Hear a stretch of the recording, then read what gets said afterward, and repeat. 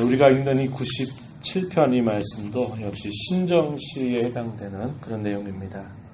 하나님께서 이 모든 세상을 창조하시고 하나님의 분명한 계획을 따라서 이 모든 천지와 만물을 다스려 가시는 하나님의 그 통치, 하나님의 섭리를 찬양하는 그런 시임을 우리가 보게 됩니다.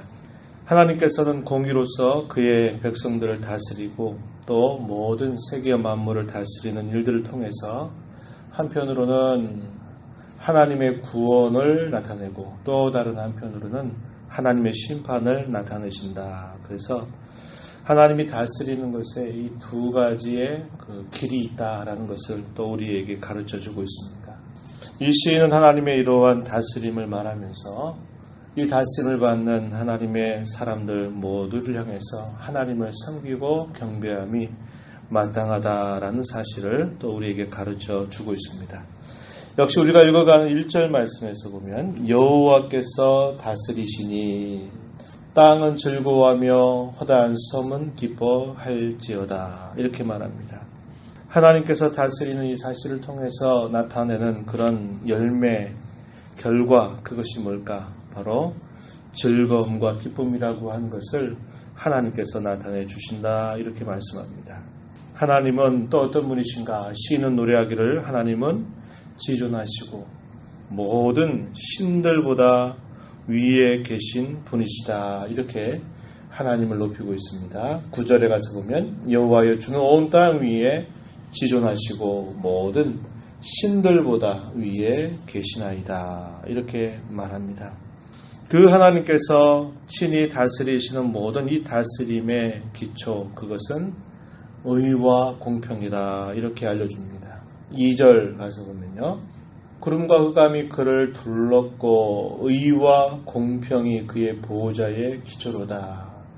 우리가 이 땅에 사는 동안에 잠깐 동안 이런 질서들이 우리 눈에 보이지 않는 것처럼 여겨질지 모르지만 하나님은 이 모든 일들을 그분의 공의와 또 의에 기초하여서 이 모든 세계를 다스리신다라는 것을 분명하게 가르쳐 주고 있는 것입니다. 여기 구름과 흑암이 그를 둘렀다 이 말은 하나님께서 구약 시대에 항상 하나님의 거룩한 임재를 나타낼 때에 동반되었던 그런 현상들이었죠. 구름 속에서 또 하나님께서 깊은 그런 어둠 가운데 그를 두르게 하심으로써 그 하나님의 임재를 경험하는 사람들로 하여금 마땅한 두려움과 경외의 태도를 갖게 하시는 그런 뜻이 있는 것입니다. 3절에서도 보면 불이 그의 앞에서 나와 사방의 대적들을 불사르시는도다. 하나님의 다스림은 대적자들을 향해서는 그들을 심판하시는 나타나는데 그것에 대한 상징으로 불이라고 하는 이미지를 사용하고 있습니다. 4절에 보면 그의 번개가 세계를 비추니 땅이 보고 떨어도다 이렇게 말해서 구름과 흑암, 불, 번개 이런 것들은 하나님의 다스림에 대한 그런 하나의 상징들을 잘 나타내주고 있는 것이죠. 잘 아시는 바와 같이 구약 시대에 하나님께서 자기 백성들을 인도하실 때 하나님은 어떤 눈에 보이는 형상을 가지고 계신 분이 아니셨습니다. 그래서 하나님이 그 백성들과 함께 하심을 나타낼 때에는 이런 거룩한 이런 임재를 상징하는 그런 표징들을 항상 동반을 했는데요. 이스라엘 백성들을 광야길로 인도하셔서 하나님이 약속하신 땅 가나안으로 그들을 들여가실 때 하나님 그 백성들을 친히 어떻게 인도하셨습니까?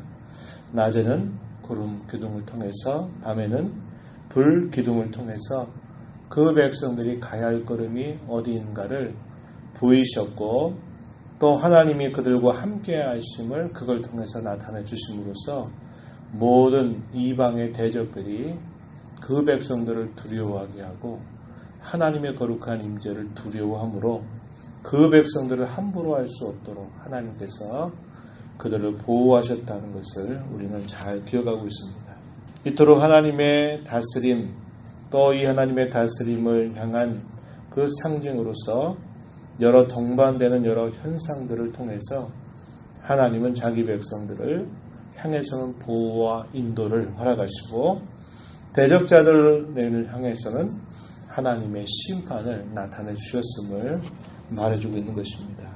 그러한 하나님께서는 지금도 여전히 다스리고 계시니 그 하나님을 향해서 마땅히 섬기고 경배함이 합당하다라는 사실을 가르쳐 주고 있는 것입니다.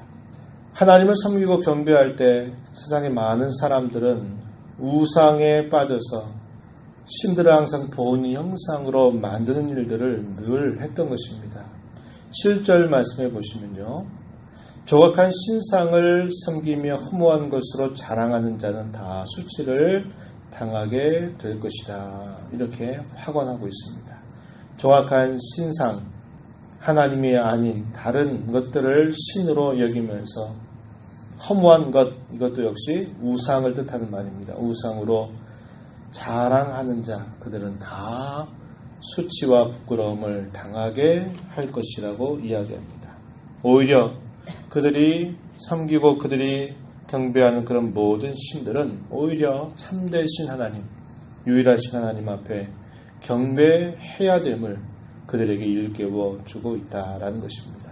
하나님께서 친히 다스리는 그 일을 통해서 모든 악인들은 수치를 당하도록 그들을 인도하실 것을 말하고, 반면에 하나님의 백성이라고 부르는 시온은 주의 심판을 듣고 기뻐하며 유다의 딸들은 즐거워하게 된다. 이렇게 말하고 있습니다. 8절 말씀에서 말하죠. 시온이 주의 심판을 듣고 기뻐하며 유다의 딸들이 즐거워한다. 이렇게 고백합니다. 성도들을 향하여서는 하나님께서 어떻게 하시는가? 10절에 말씀해 보면은 이렇게 표현했습니다. 10절 뒷부분에 보니까 그가 그의 성도의 영혼을 보존하사 악인의 손에서 건지신다. 이렇게 말합니다. 하나님의 백성들을 향한 하나님의 그 사랑을 여기 이렇게 표현하기를 성도의 영혼을 보존하시고 악인의 손에서 건져주신다. 이렇게 일깨워 주고 있습니다. 그들에게는 하나님께서 복을 더하여 주시는데 그 내용이 11절 가서 보면요. 의인을 위하여 빛을 뿌리고 마음이 정직한 자를 위하여 기쁨을 뿌리신다. 이 빛을 뿌린다라는 말은 하나님의 임재를 나타내 주신다. 그분의 영광을 나타내 주신다. 이런 말로 우리가 이해할 수 있는 표현이고요. 기쁨을 뿌리신다. 이 말은 역시 하나님이 그 하나님을 섬기는 사람들에게는 하나님께서 즐거움을 주신다. 이렇게 표현하고 있습니다. 하나님께서 다스리시는 이 두 가지의 측면들이 악인들을 향해서 주의 백성들을 향해서 이렇게 서로 다르게 나타날 것을 이렇게 말해주고 있다 하는 것입니다. 이러한 하나님의 다스리심을 우리가 깊이 경험할 수 있는 길은 다른 데 있는 것이 아니라 하나님을 가까이 하는 데 있다라는 것을 우리는 기억해야 합니다. 우리가 읽어왔던 여러 시편들을 통해서 많은 이들이 하나님 과연 다스리시는가? 하나님은 왜 침묵하시는가? 하나님은 왜 악인들을 그대로 내버려 두시는가? 하는 것으로 인해서 넘어질 뻔했다라는 그런 경험들도 있었고, 또 그러한 사실들 때문에 심히도 괴로워했던 그런 사실들을 우리가 읽은 바가 있죠. 그러나 그들의 그러한 그런 고민과 그러한 질문에 대한 그들의 답은 항상 어디로부터 얻느냐?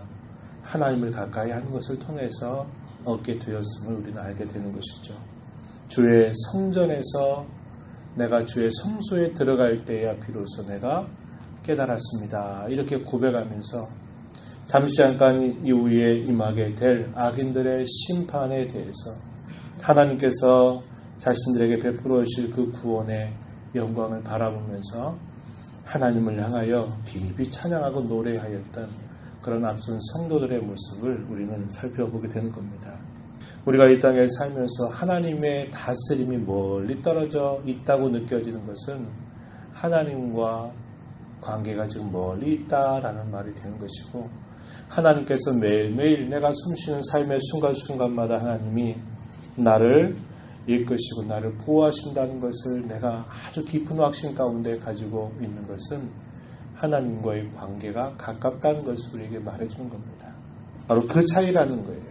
결과는 언제 나타날 것입니까? 주님이 이 땅에 오실 때 최종적으로 나타날 것이에요. 그러나 하나님을 늘 가까이 모시고 살아가는 사람은 그 하나님이 행하시는 일들이 바로 매일매일 내가 살아가는 곳에서 이루어진다는 것을 분명하게 확신하면서 기뻐하게 될 것이고, 하나님을 멀리하는 사람들에게는 도대체 하나님은 어디 계신 거야? 하나님은 왜 이런 것들을 그대로 내버려 두시는 거야?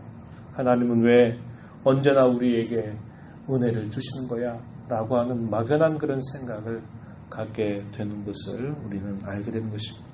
하나님을 가까이 하는 것, 이것이 참으로 우리 모두에게 참된 복임을 우리는 언제나 잊지 말아야 된다라는 것입니다. 하나님이 우리를 다스리신다라는 사실을 우리가 생각하면서 우리가 그 다스림을 기뻐하는 그러한 자세는 하나님께서 우리를 보호하시고 인도하시는 것을 의심하지 않는 것입니다. 지금 나타나지 않는다 그래서 낙심하는 것 아니고, 하나님은 여전히 우리 눈에 보이지 아니하시지만 항상 우리의 곁에 계셔서 우리를 보호하시고 인도해 주시는 분이시다라는 것을 신뢰하는 것이고요.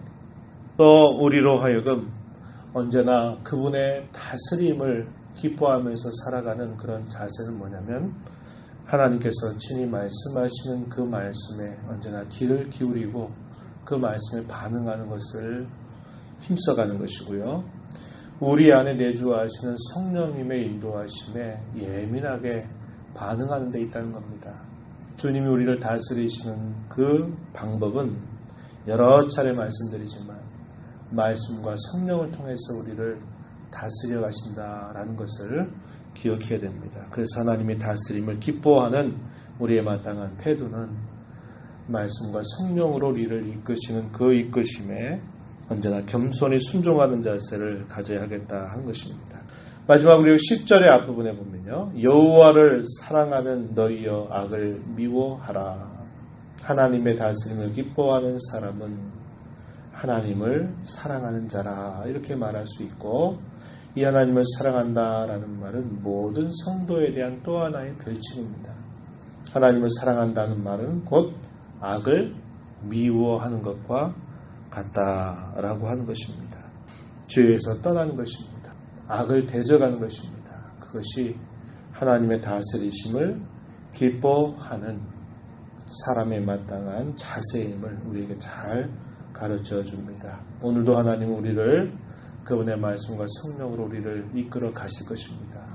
그 인도 앞에 겸손하게 순종하는 자로 살기를 바라고, 하나님을 사랑함으로 악을 대적하고 악을 멀리하고 죄와 싸우는 그런 거룩한 삶을 살아감으로 하나님의 다스림의 열매가 오늘 우리에게 허락된 삶 속에서 잘 드러나게 되기를 진심으로 바랍니다.